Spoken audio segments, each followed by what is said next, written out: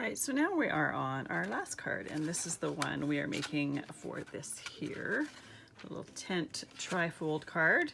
So the first step in this is creating the card base. So I have a piece of paper here, or a piece of cardstock here that is 12 inches by 5.5. And the very first step is to cut an inch off the end, and then get rid of the trimmer.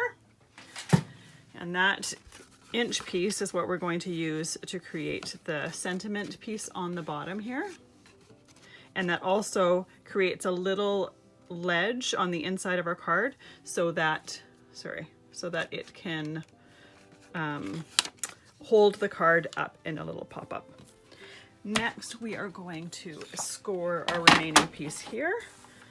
So I am going to score it at the 4 1/4 mark, and then I'm also going to score it at the 8 1/2 inch mark. And that way, once it's all folded, it is going to be, the finished card size all folded up is going to be 4 1/4 by 5.5. So get it all folded nicely, and there we go. So there we go.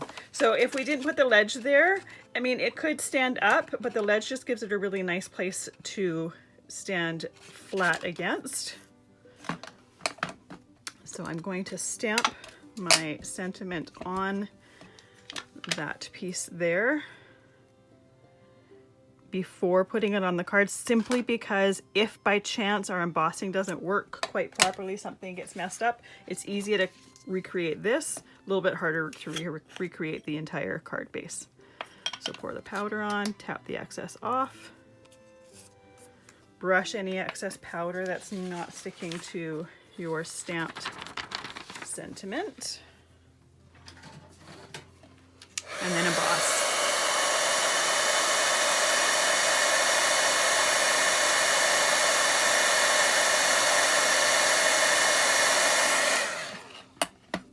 So the great thing about embossing, you can see exactly where it's embossed and where it's not. It's almost like magic. It goes from like a matte gold to a nice glossy gold.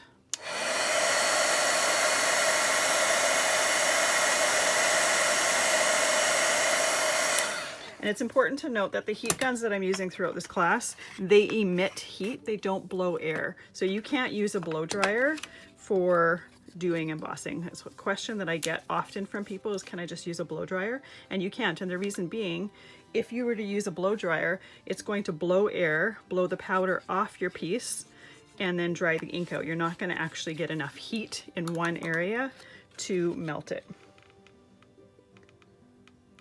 So now I'm just lining that up with the edge of the card there.